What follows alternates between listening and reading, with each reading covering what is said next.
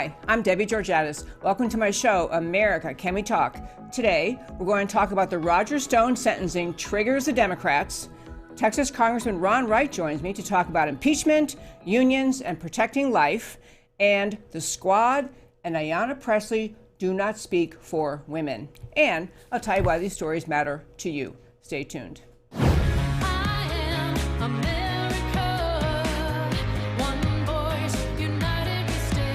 Debbie Georgatos, host of America Can We Talk, is an author, attorney, and political analyst whose mission is to inspire the American political conversation about preserving liberty in the best country on earth. America Can We Talk is sponsored by GC Works, a Dallas-based company performing advanced technology research in the oil and gas industry. Hello again and welcome to America Can We Talk and to today's First Five. I'm Debbie Georgatos.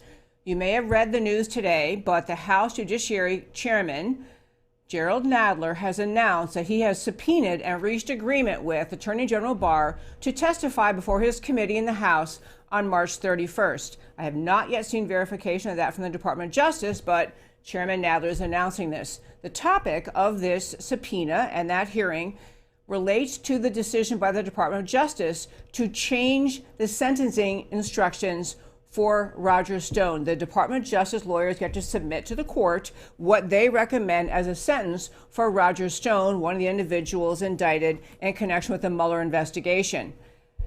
And I am not kidding when I tell you that there are already members of the Democrat members of the House, including Democrat member Swalwell, I'm never trying to say his name correctly, who already said in a CNN interview over the weekend that he might consider this the changing of the sentencing guidelines, sentence request from the Department of Justice as grounds for impeaching not just Attorney General Barr, but even another impeachment action against the president. He has talked that way on the Senate side. Elizabeth Warren, presidential candidate, she came out crying again about this is an impeachable offense. But I want to just put a little bit of context about this, where we are in this situation. As you heard from our guest yesterday, Victor Davis Hanson, after 3 years and millions of dollars and hundreds of depositions and thousands of hours of questions back and forth, what Robert Mueller found at the end of it all was zip, zero, nada, nothing, absolutely no basis for the Trump-Russia collusion accusation by the Department of Justice against President Trump. All that the Mueller team touched, everything they looked into, all the prosecutions they undertook, all of that sprang from the completely baseless lie of an accusation against President Trump related to the Russians. So this is how Roger Stone ended up at all in front of the Mueller team being interrogated and ultimately indicted. And he was convicted. I believe it was 7 counts. He was convicted of 7 counts, all relating not to colluding with the Russians, not to, and nothing about money. It all had to do with Roger Stone, in the eyes of the FBI, having lied to them or lied to Congress. All of that related to Roger Stone at the time working for the Trump campaign, trying to get access to whatever information Julian Assange and WikiLeaks had about who hacked in to the DNC server. But the context I really want to put this in is this. This is a Democrat Party that has been talking about impeaching the president before he was sworn in. A Democrat Party dedicated to finding a reason to remove him before he was even sworn in. And after he was sworn in, looking at effort after effort after effort to remove the president, including the most recent impeachment battle we all had to watch. And finally, of course, we all know the Senate ruled that the House voted for impeachment and the Senate trial acquitted the president. But the whole hassle right now, the whole dispute has to do with the 4 lawyers, Department of Justice lawyers, who submitted, as they are required to do, as the prosecutors, submitted to the court their recommendation for how long Roger Stone should serve, what prison sentence he should get for this misleading, what they claim is misleading conduct. And they recommended 7 to 9 years, or 7.5 to 9 years. Much longer than is normally what was expected, and much normally that is requested for people in these kind of cases. And what happened was President Trump put out a tweet. He basically said, sounds a little excessive. I was going to play the tweet, but I'm not going to do that. I'm going to show the tweet. Basically, it says, sounds a little excessive, and it did sound excessive. And somewhere in the higher ranks of the Department of Justice, somebody got to those lawyers and basically said, we need to reduce that. That's crazy. That is too much. The sentence should have been something more in the range of, 1 to 3, 2 to 4, far fewer years. Because these lawyers who had prosecuted the case were offended that the higher ups in the Department of Justice said to them, embarrassed them publicly, essentially, and said, that's crazy, that's way too long, it's out of step, it's just outrageous was the word President Trump used. Those 4 lawyers quit. One of them actually quit his employment with the Department of Justice. Others are going to go back to other positions they have. But the point is, these 4 lawyers were so offended that President Trump spoke up, and that eventually someone higher up, maybe even Attorney General Barr himself, said, yeah, that's excessive. We're not going to go after that. This is a case, reminding you again, in which there was no genuine pretext, or as a word Attorney General Barr likes to use, no predicate for the investigation at all. We're now looking into how the whole hoax got started. That is what they're investigating now. This is a case with no basis to go after the president, a relentless determination by the Mueller team to go after every single individual they could find, essentially with the goal of arm twisting them into pleading guilty to something with the hope that they would somehow give them information to get President Trump. That's what this is all about. This is the Mueller team continuing their aggravated assault on President Trump. And finally, someone standing up and saying, you've got to be kidding me. Roger Stone, 7 to 9 years. The guy is 68 or 69 or something like that. You're going to put him away for that long for that? This is kind of common sense raining down, and the Department of Justice and is very upset. In fact, there have been this, not only is there this hearing now going to come up, a subpoena where you're going to see Attorney General Barr back in front of the House Judiciary Committee, but there's also other statements out of other offices and, of course, mainstream media complaining that this is just an outrage and this will disrupt the justice system. What they're really saying is, how dare President Trump or the Department of Justice higher-ups, how dare they stand up for justice? How dare they challenge the almighty Department of Justice? The Department of Justice, they do have to operate freely of being controlled day to day by the president, but they are not an omnipotent power above the president. They are not an omnipotent agency in control of America with no accountability at all. What really happened in this, to close out today's first 5, what really happened is somebody called onto the carpet these 4 people for an excessive, abusive sentencing request to the court. And finally, someone said, no, actually, this abuse has to end somewhere. This, by the way, this conviction is one of these we've been talking about in the show. This is a process charge. It is because they question him and then they get him to say something slightly off and then he lied. Now, I got to tell you, Roger Stone's not my favorite guy. He did ignore the judge when she told him to stay off social media. He kept on going on social media. So, he's got a little bit of an attitude. Maybe something about what he did wasn't quite right.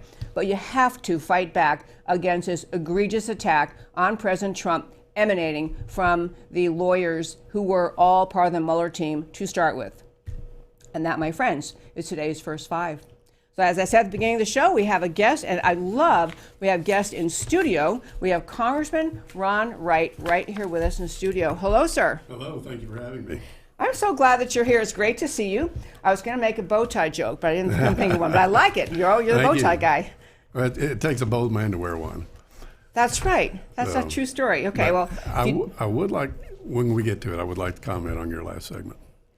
I'll just tell our listeners briefly, Congressman Ron Wright, he's here in studio because he does actually represent a district in Texas. Not my congressman. I would like him as my congressman. I have a Democrat. But Ron Wright represents CD6, Congressional District 6, at his very first term in Congress. He was elected in 2018.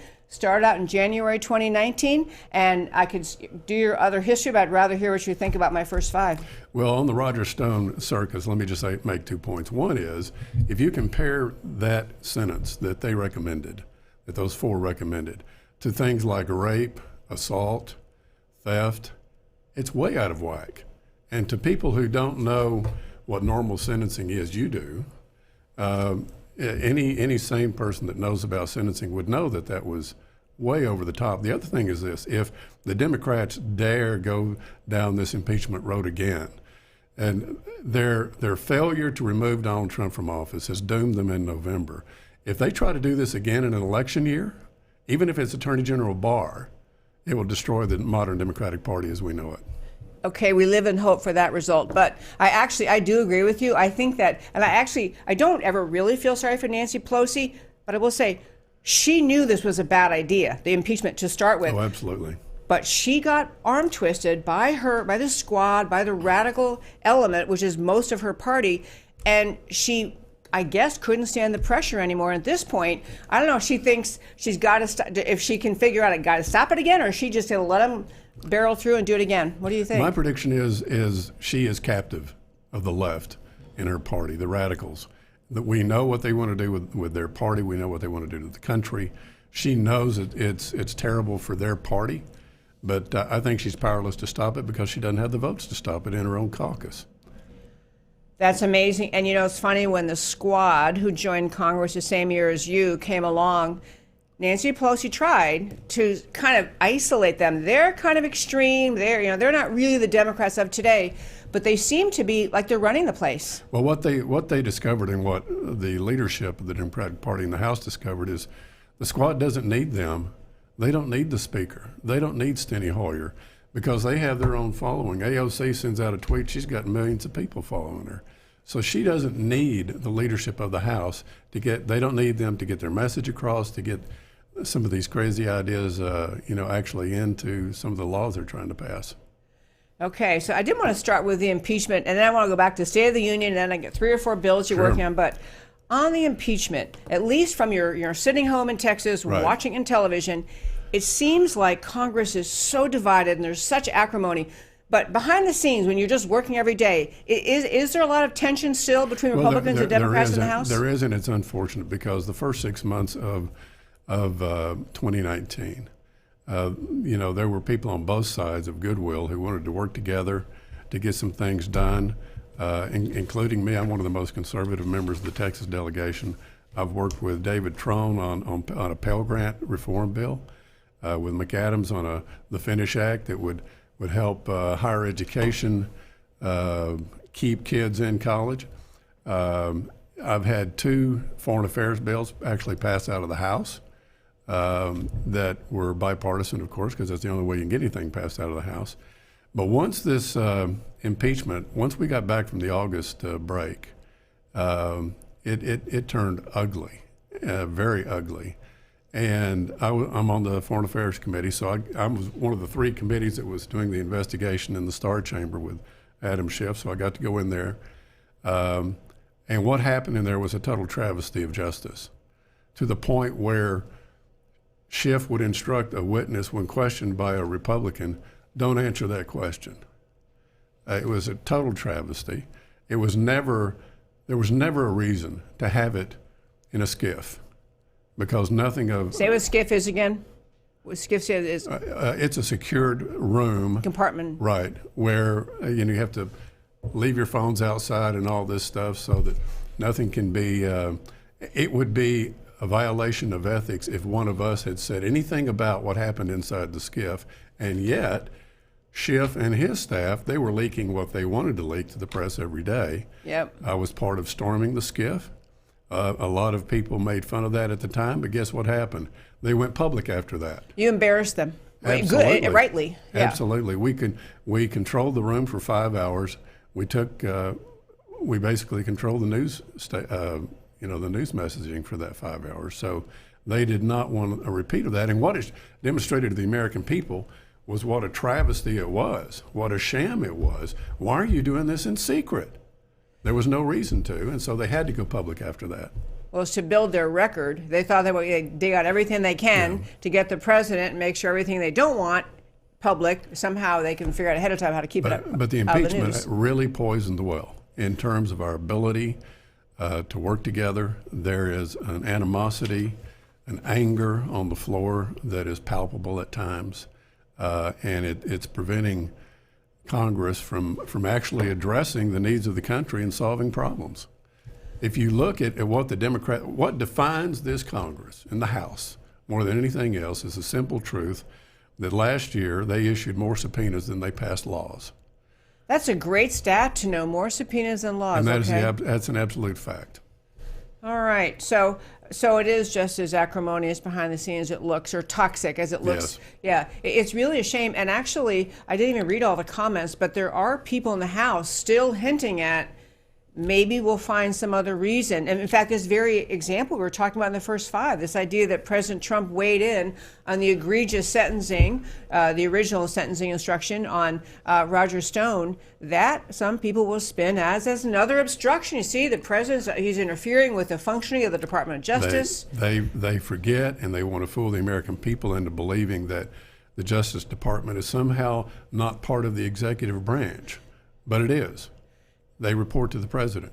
Right. And it's also, they have this notion, or the left tries to paint, that they are just immune from criticism, that these are the high and mighty Department of Justice, these are lawyers, they're ethical, how dare you question their motives? Well, I think we saw with the FBI and the FISA disaster just, how human they really are. Yep, we sure did. Okay, so I swear we're going to get to talking about bills and substantive legislation, but it's so great to have you here. So I also want to talk about at the State of the Union. So this was your second one you just saw in January. Yes. That was such a disgrace. And if people you didn't see them often on camera, but if there had been a camera focused on the Democrat side, their behavior was the most childish, most juvenile I've ever seen from a group of adults.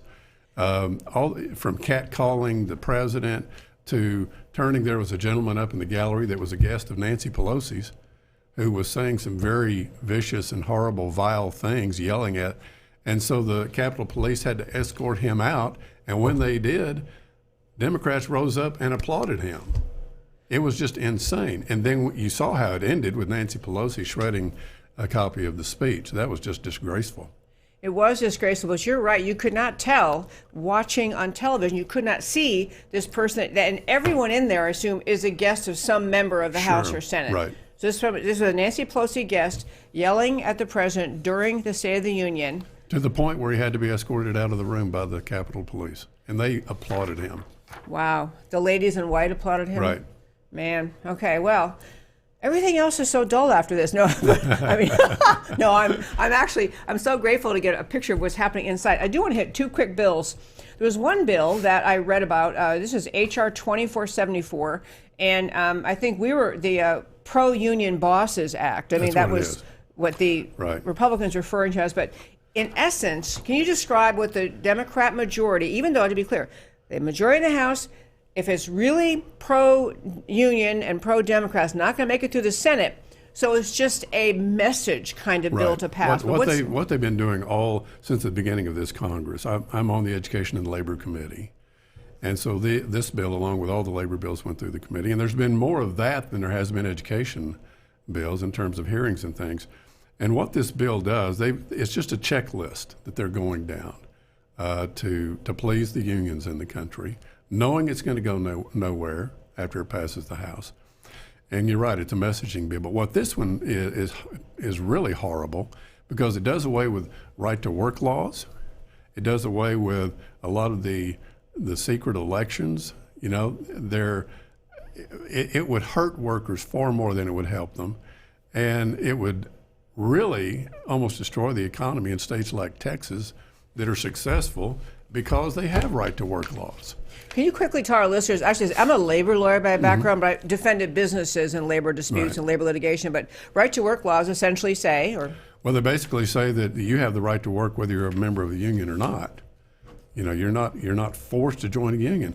But having said that, if you look at unions in Texas, they're thriving. Look at the General Motors plant. Look at DFW Airport. Look at some of these large manufacturing facilities. They're all unionized. Yep. And those unions are doing great. They don't need this. But unions nationally are dying. They now represent a very tiny portion of the workforce, and they're trying to revive the unions because that's been a staple of the Democratic Party. It most certainly has in donations. I remember doing at one point a litany of describing the campaign donations from teachers' unions to every kind of union. They're heavy donors of the Democrat Party, and that kind of collectivist mindset of unions goes with left-wing thinking versus the Republican, conservative, the right of the individual to decide whether he or she wants to join a union and how they want to function. In fact, part of this PRO Act that they passed would be a card check. They wouldn't even be required to hold an election to start a union.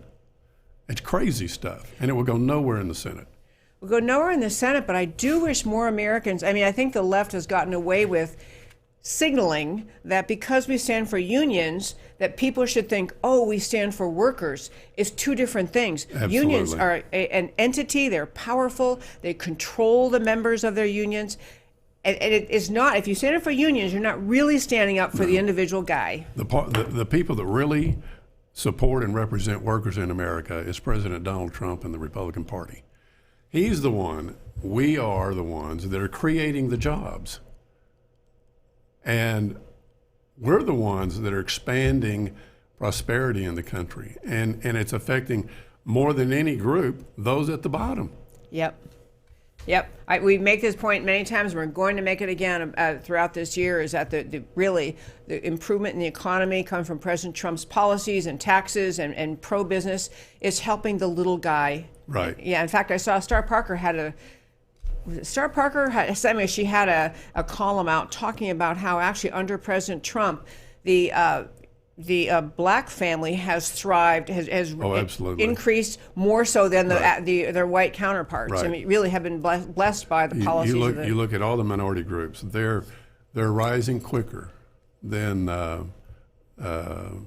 any majority group in the country. Okay, love that. And so you voted no, but it passed the House. Right. It shall go to die in the Senate. It will.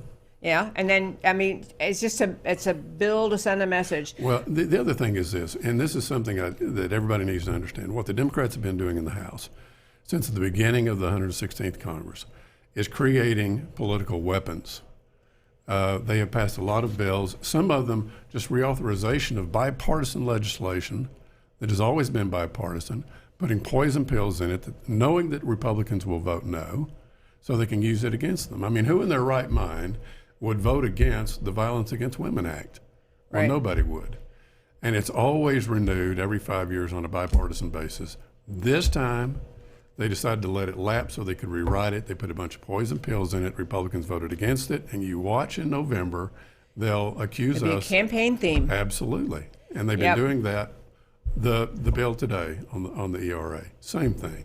It's a wedge issue. For all their talk of unifying the country, no one divides the country like Democrats do.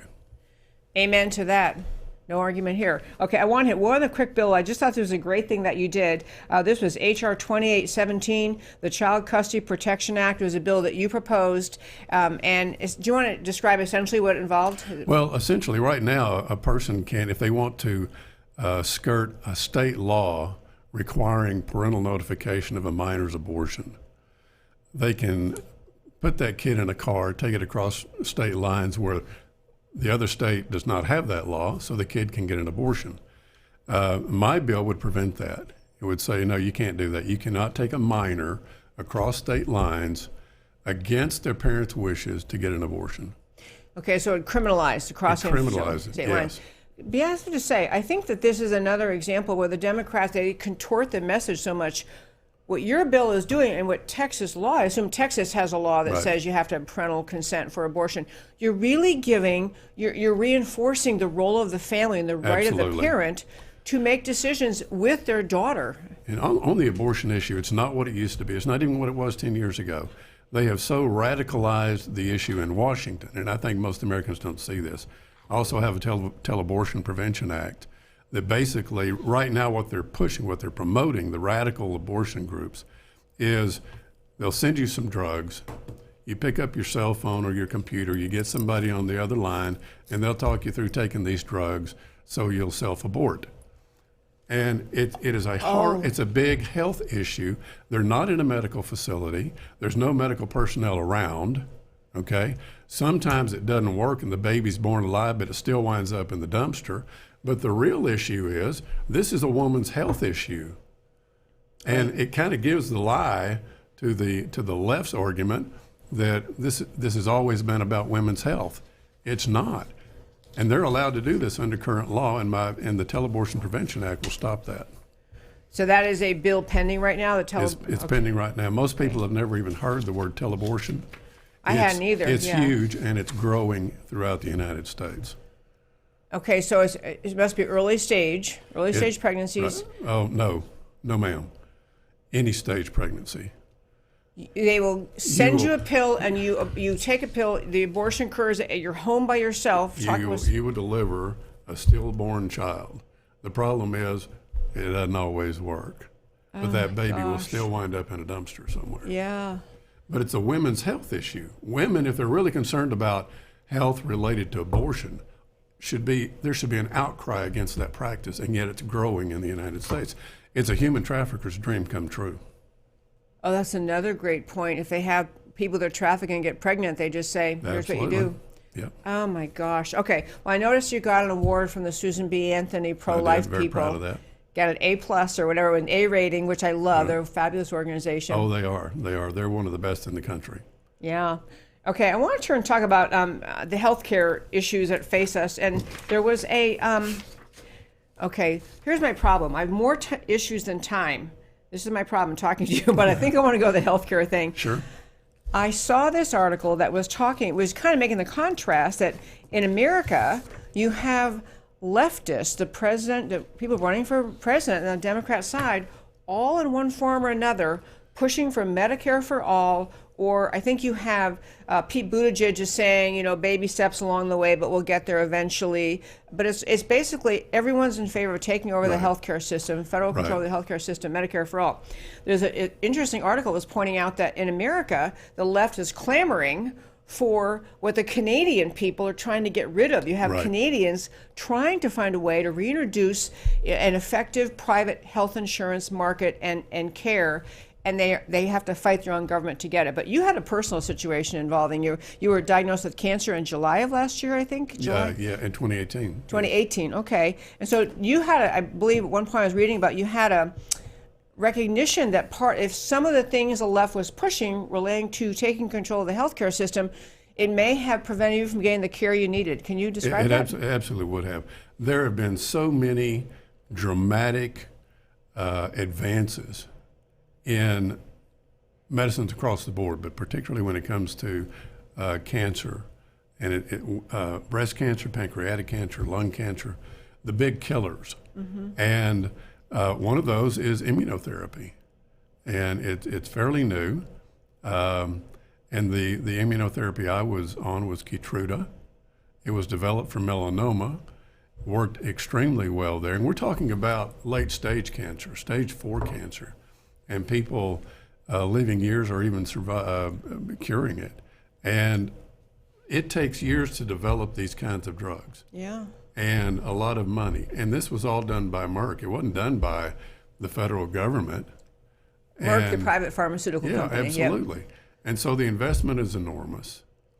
And what the Nancy Pelosi bill did, and mind you, there was a bipartisan drug bill going through Energy and Commerce Committee. And she basically stopped that and submitted her own drug bill that would be a government control drug bill that would have the effect of stifling research and development. It would cost the different cancer groups said that it would cost like 8 cures a year. I mean, there's all kinds of statistics out there. I'm sorry, 8 cures a year? A year. Okay. Would stop. The research and development would stop. They wouldn't be introduced because the government control aspect of this is so onerous, they wouldn't be able to afford the research and development it takes to develop these new cures. It's insane.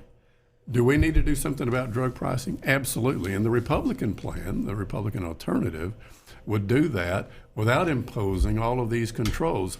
And see, if you're a drug company, and you refused the price controls of the federal government, they would tax you 95%. This isn't about health care. It's not about lowering the price of drugs. It's about control. It's about socialized medicine, and they're not going to stop until they see it.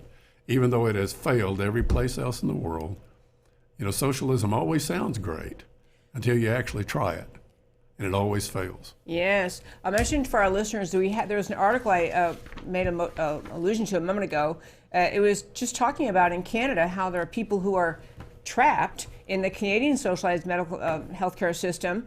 They want more freedom for healthcare. They're pushing for U.S.-style private insurance. And yet what leftists do, from every Democrat presidential candidate and most of them in Washington, and I could not agree more with your point, they're not about caring for people. They're about getting control of the healthcare system by the federal government. But I urge you to read this article. If you go to our website, americacanwetalk.org, on the homepage, under shows, drop down, list of links, you'll see an article I linked that talks about how in Canada, the people who are stuck under the kind of system Nancy Pelosi is trying to push are trying to create a system like we already have here. And there's so many false promises by socialists, including the ones pushing socialized medicine, that somehow all of the access we have, all the abundance, all of the range of available care will still be there, and somehow it'll all be free. And this is, I'll go back to you then, because now you've been dealing with this cancer diagnosis and getting treatment. This is personal to you. So, absolutely. Yeah. I'm telling you, people will die if this drug bill of Nancy Pelosi's were to become law. I was told when I was diagnosed that the average life expectancy was 16 to 19 months. I surpassed that in December. I'm so glad. I'm still here. You look here. great, actually. I feel great. I'm working hard, and don't plan to stop. I'm running again. No reason not to, but it's because of the grace of Almighty God and modern biotechnology, and we can't stop. We can't stop this. We can't slow it down. Too many lives are at stake. Wow, that is such a powerful personal testimony. I hope sometime, have you given this on the floor of the House? I have. Okay. Mine was the response to the drug bill the day it passed on the floor. Okay. I find that incredible. And I just find incredible when you hear stories like that, or other stories. I wrote about them in my book, too, about people in England, people in Canada, people who have wealth and can afford to come to America to pay the best doctors will always come here. Oh, absolutely. And yet we're surrendering our system to make it more like the systems that people flee from if they can. If you go to MD Anderson Hospital, which is probably the premier hospital for cancer in the country, and I've been down there, you will see patients from all over the world. Yeah. This is where they come to get good treatment. Oh, boy. So we have been speaking today with Congressman Ron Wright. He's Texas CD 6, Congressional District 6. I'm so glad you happened to be in town this week. This worked out great. Thank you. Yeah, I'm happy to be here. Thank you very much. Thank you, and thanks for coming in Absolutely. the studio. Great to see you. Okay, folks, I do want to urge you to go to his website. You could, if you just Google his name, Congressman Ron Wright, and I think we had up during the time he was talking, we had his Twitter handle. Actually, you can quick tell us again. It's at Rep Ron Wright. At Rep Ron. At Rep Ron Wright. A lot of R's. Yeah, but Wright is W-R-I-G-H-T. Just a great congressman, a great conservative. So grateful he could be here today. I'm going to one more quick story today to tell you, and this goes back to my argument about how women need to shape up and not be pushed around by the left in deciding how we vote. I called this the Squad and Ayanna Do Not Speak for Women. So Ayanna Pressley is a member of the Squad, so she's one of the 4 members of the first-year class.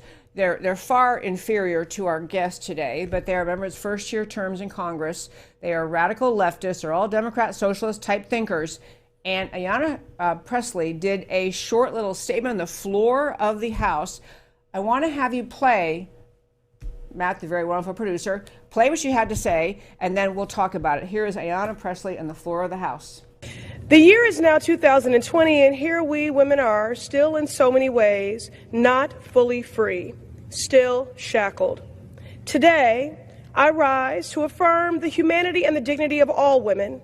I rise in strong, unapologetic, righteous support of H.J. Res. 79, which will strike the arbitrary deadline for ratification of the Equal Rights Amendment, an amendment that should already be the law of the land.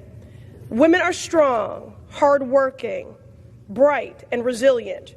We are the backbones of our families, our communities, and our democracy. We do not live in checked boxes. We live in an intersectionality of lived experiences and identities. Our issues are everyone's issues because our destinies are all tied. Tomorrow's vote on H.J. Res. 79 is a vote for the preservation of our collective humanity. Despite our commitment to hard work, both within our households and on the job, we are still paid less than our male counterparts. In the Commonwealth of Massachusetts, women are paid 83 cents for every dollar paid to a man.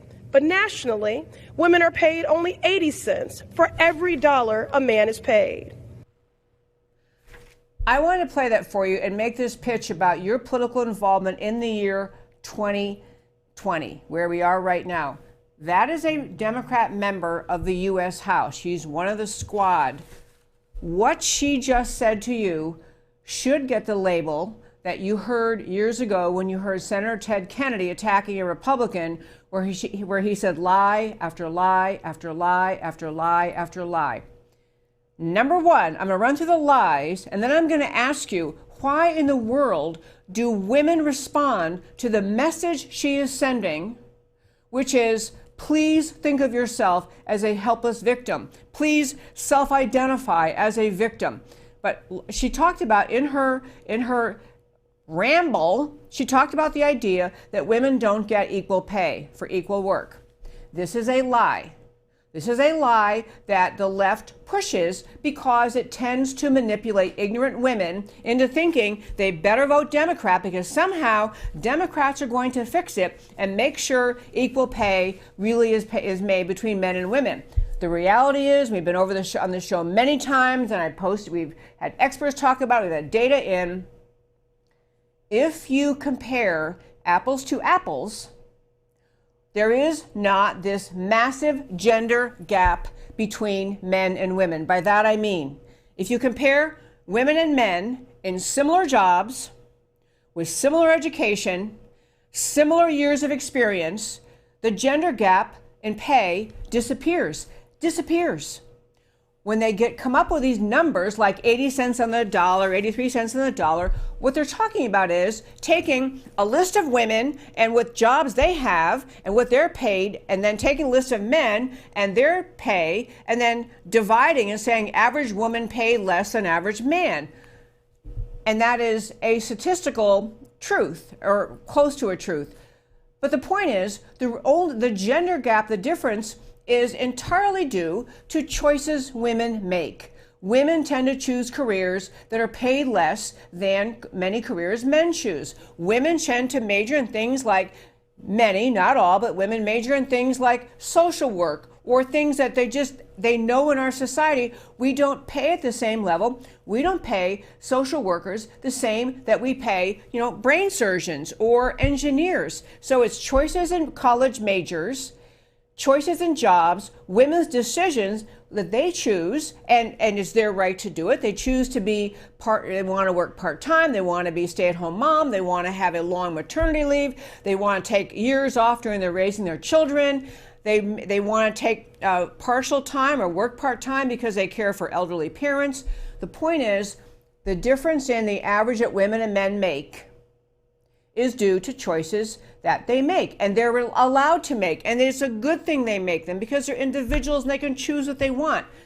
But when you hear her trying to convince American women there's some just unjust, irrational pay gap, not only is it a lie, but she knows it's a lie, because the data I've talked about, the data that's been proven time after time after time by all sorts of organizations, have pointed this out to the left. But it works for the left to lie to the people. It works for the left to lie to you, to tell you, women, that you are really a victim, that somehow the world is unfair and employers they're somehow conspiratorially lined up against you, and they're going to make sure that you never find your way forward. To be clear, there should be equal pay for actual equal work by people who are in similar jobs, who have similar experience, therefore they're bringing similar skill and ability and experience. And there's a remedy for it if that doesn't happen. The Equal Pay Act in this country was passed in 1963. Even before Title VII, the Equal Pay Act passed. And that law essentially said you cannot discriminate against in pay. You have to pay women and men the same thing in the same jobs with the same amount of experience. You have to pay the same. Equal Pay Act happened in 1963. Then you had Title VII, which was the massive anti-discrimination bill passed in 1964. Employers cannot discriminate based on race, sex, national origin. And so, again, federal law has protected against discrimination since 1964 under Title VII. She talks about pregnancy. She used the expression pregnancy discrimination. There has been a law, the Pregnancy Discrimination Act, on the books since 1978. We've had a law that makes clear if your employer discriminates against you because you miss time because you're pregnant or because you take the leave to have your child, there are laws that protect you. There are already laws in place, passed in many cases by Republican majority Congresses, Equal Pay Act, Title VII, employment discrimination. We have the Violence Against Women Act. She talks about violence against women and domestic violence as something women are victimized by. We've had a Violence Against Women Act intact since 1994. And she makes the argument about owning property. She says women are discriminated against by owning property. People, we had the first laws in this country. In Missouri, it was like 1770 or something. It's been a state law issue, but there's no state in the country that prohibits or in any way limits women's right to own property. This is just crazy. And women have had the vote. Coming up in August of this year, it'll be 100 years. All of the litany that she goes through, all of the litany about how women are mistreated, it's so unfair and it's so outrageous, and women are, you're victims and look how horribly we're treated. They are lies. They are lies. And you have to ask yourself, why is it that Democrats, not just Ayanna Pressley, all of them, why do Democrats constantly run on telling women lies? Why do they run on telling women, boy, you're a victim and your employer can't wait to be unfair to you and the world is unfair to you and colleges are unfair to you? I mean, we've gone over in this show so many times. In many of the major law schools in this country, in the graduating classes, there are more women than men. Same in medical schools. Same in all sorts of advanced degrees, more women than men. This country offers women, rightly, equal access to education and to careers and to pay. She's talking about things, problems that don't exist.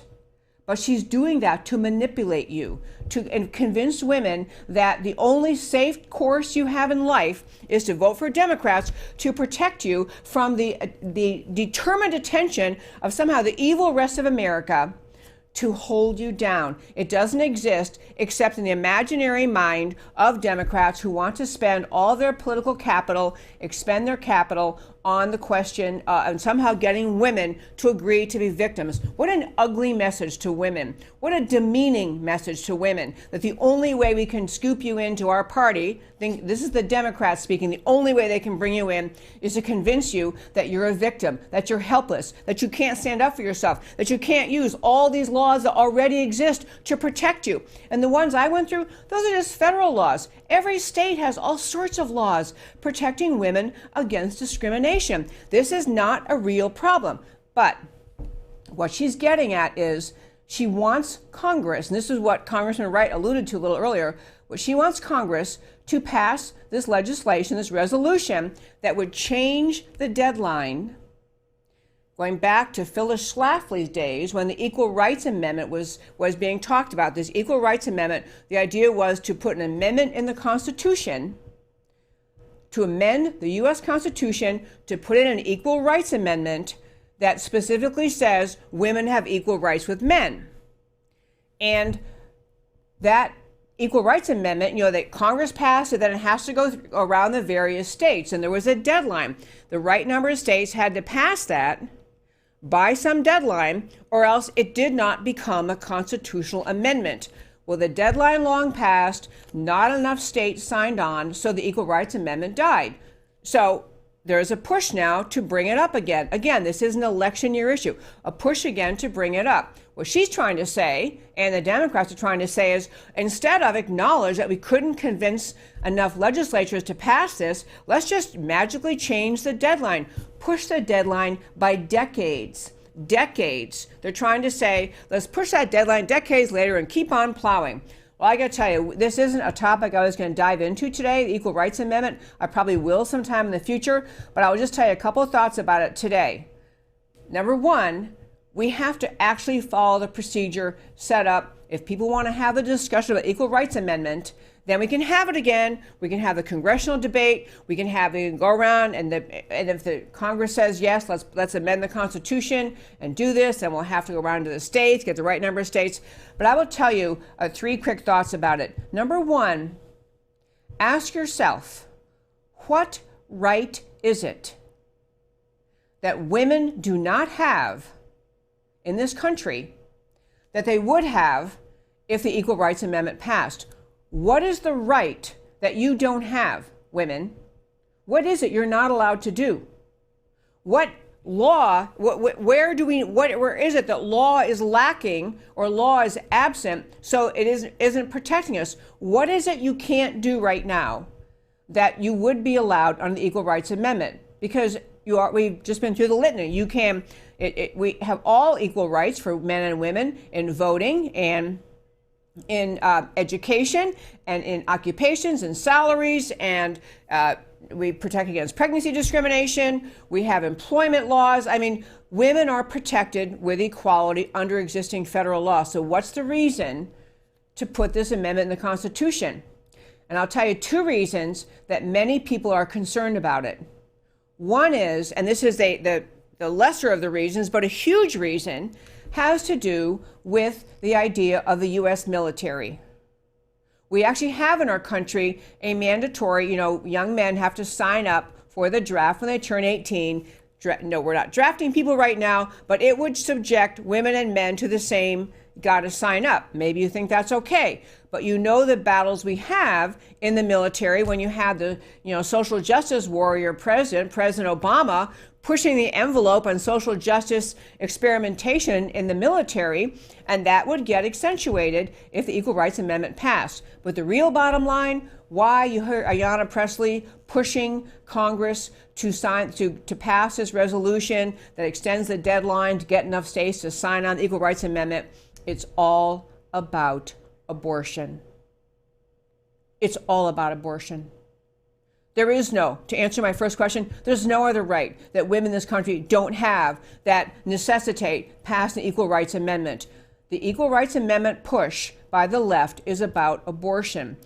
In states where some arguable basis for saying the state law creates equal rights, the left argues about use of taxpayer funds for abortion. The left argues that because the state recognizes equal rights between men and women, therefore the state cannot say that we don't use tax dollars for abortions. And at the federal level, it'll be the same argument. The only issue pushing the left for this Equal Rights Amendment at this time is abortion. It opens up a whole new world of litigation and arguments about what exactly the duty is of Congress and the state legislatures to use tax dollars to fund abortion.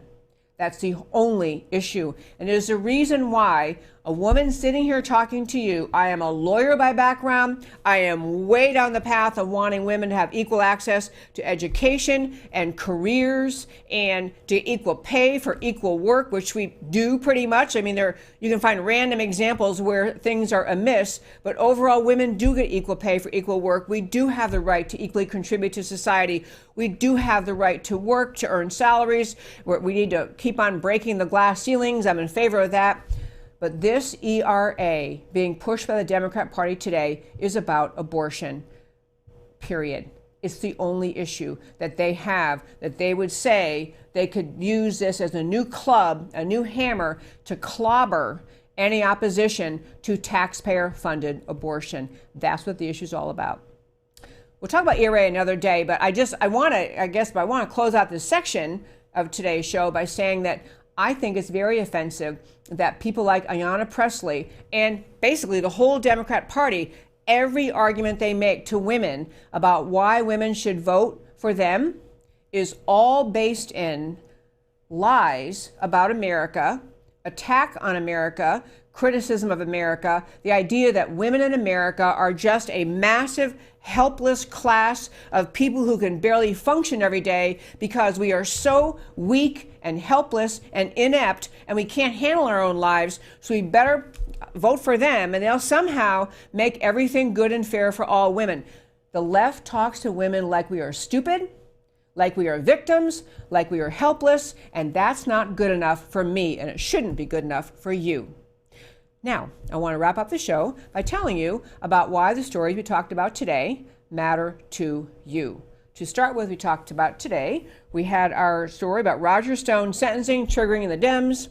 The recommended sentence of 7 to 9 years for non-violent offenses by a first-time 67-year-old offender was outrageous on its face, especially because it was sought by a Mueller team that was transparently biased and engaged in perpetuating the Russia hoax fraud. That's the whole prosecution by the Mueller team, was perpetuating the Russia hoax fraud. Now information is coming. I didn't even get to this. To have time another time. Information coming out. There was a rabid anti-Trump Stone trial juror. She was actually the foreman of the jury and allowed into jury by a leftist judge appointed by Obama, a juror on the Stone case who's a radical anti-Trump leftist. She was on the jury for the Stone case. Pelosi believes that Trump is abusing power to call out this injustice. The Democrat portion of the Beltway ruling class is propping up DOJ lawyers as unaccountable, unassailable lords over the American people whose judgment may never be questioned by anyone. And on the squad, and Ayanna, do not, just to be clear, what I'm saying about them, they do not speak for women. Elected U.S. Congresswoman Ayanna Pressley, speaking on the House of the floor, decries the America's Constitution as sexist. She actually says that. It's sexist because it doesn't have the Equal Rights Amendment in it. Says American women are not free. She called American women shackled. She spreads thoroughly debunked gender pay gap data. Pressley is a radical leftist who speaks for radical leftists, not for women. Pressley does not speak for women. She does not know America. The claim of a wide gender pay gap in the U.S. is demonstrably false. It's a myth when data is adjusted for differences in career paths and other non-sexist factors. And she either knows that and spreads lies anyway, or she's extremely ignorant. And why do leftist feminists try to gather followers and support? By bashing America. My friends, that's America Can We Talk for today. Thank you so much for tuning in every Monday through Thursday, 3 p.m. Central Time to America Can We Talk, where I always talk truth about America because America matters. I'll talk to you next time.